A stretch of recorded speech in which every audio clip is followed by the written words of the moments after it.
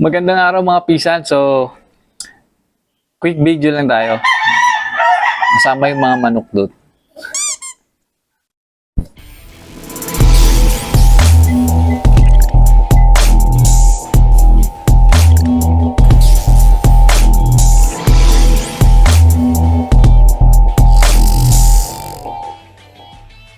May share lang ako sa inyo na item na nabili ko sa Shopee. So nakabili tayo ng bolt at hindi lang basta bolt, titanium bolt yung nabili natin. Pasensya na kayo, heads up lang. Maingay yung mga manok dito. Wala na tayong choice. Hindi isama sila sa ating video.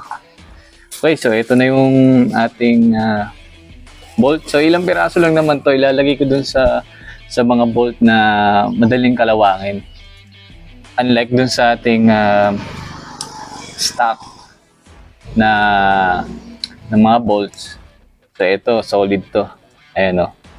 So binili ko to para dun sa aking mga clamp. Sa clamp ng side mirror. Pakita ko sa inyo. Alright, so ito siya, no? Dito kasi nakakabit yung ano ko eh. Ayan, dito nakakapit yung pinaglalagyan ng MDL saka yung cellphone holder natin. So ayan siya, oh. Nakalawang na siya. Saka dito pala sa ating clutch lever, ayan, oh. Kalawangin na siya.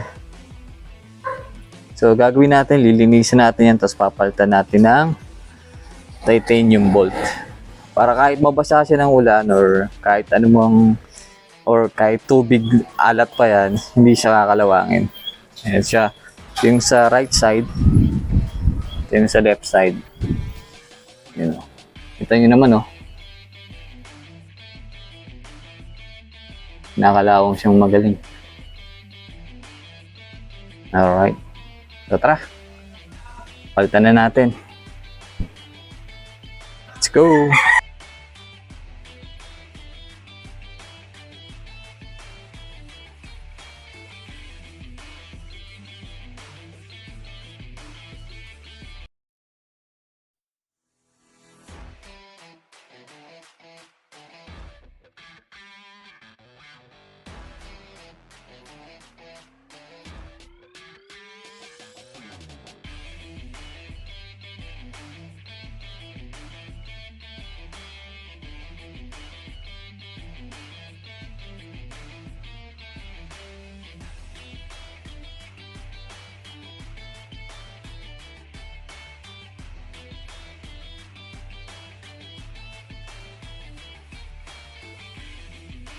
Alright, so tapos na natin yung sa right side, sa kanang side ng ating manabela.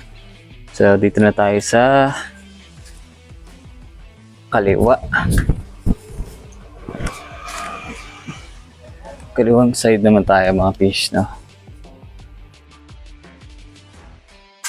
Ayan, so same thing. Bago natin baklasin, tanggalin muna natin itong mga nakakabit na accessories para mas madali natin ma-access itong ating mga clamp. Tanggalin muna natin itong cellphone holder natin.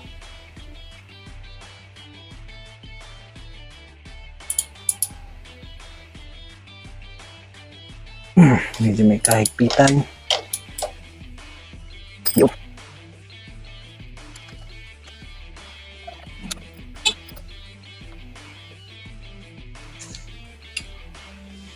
Right, so ito na yung cellphone holder natin, no? So sa mga magtatanong kung saan ko ito nabili, ito po ay galing din sa Lazada, sa Rock Bros. Okay?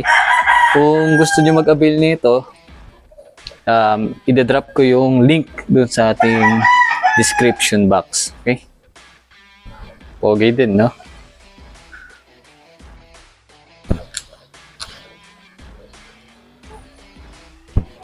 Yan, baklas natin yan.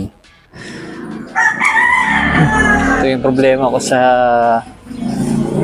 sa mumurahing tornilyo. Ayan, oh, na bumibilog siya tapos kinakalawang. Kaya papalitan natin ng titanium. Ayun, galing. Sumasagot yung mga manok. So, unahin natin tong ating lever.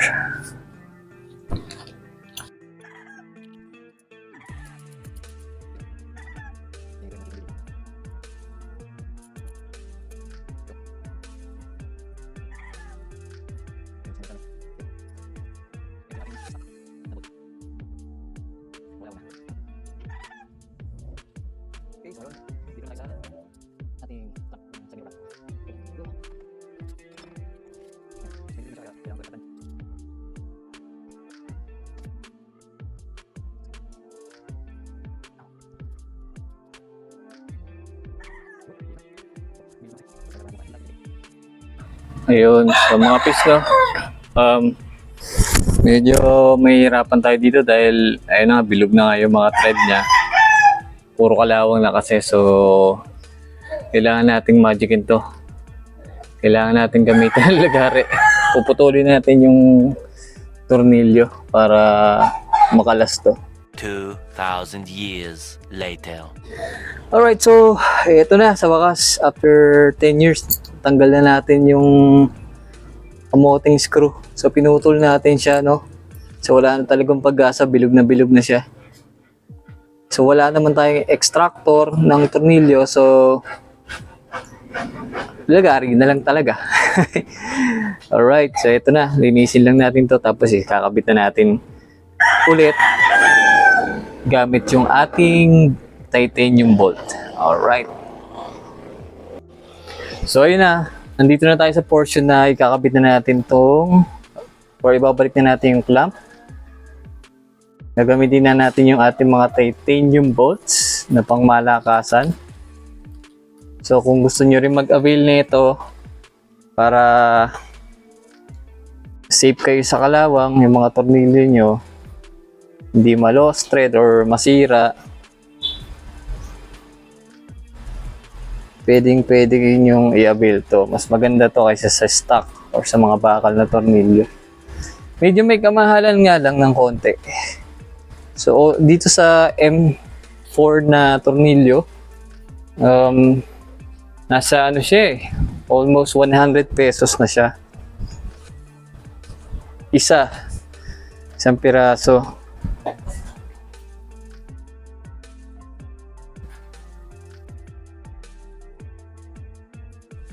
And doon naman sa M6, yung para sa clamp ng ating lever, nasa 120 plus siya. May kamahalan, pero maganda naman siya, di ba? Hindi siya kakalawangin. Hindi kayo mag-aalala na kakalawangin yung mga tornilyo nyo, yung mga pyesa nyo. Kasi nga, titanium na siya. Kaysa bumili kayo ng ordinaryong tornilyo, dito na lang kayo sa sa titanium.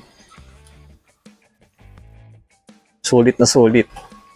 Sulit na sulit yung bilhin nyo dito. Kasi lifetime na to. Lifetime yun ang mga gamit tong titanium bolt.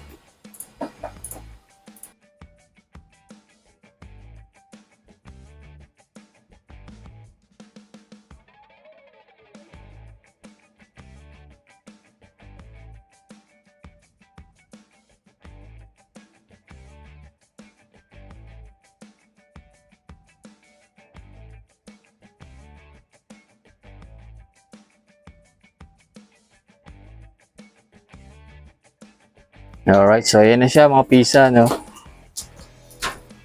Pogi, di ba? Ayan, so ito yung sa ating clamp ng side mirror bracket. Yun. Titanium. Hindi kakalawangin. So ito yung sa kabila. Ayun. Yan, saka ito yung sa clamp.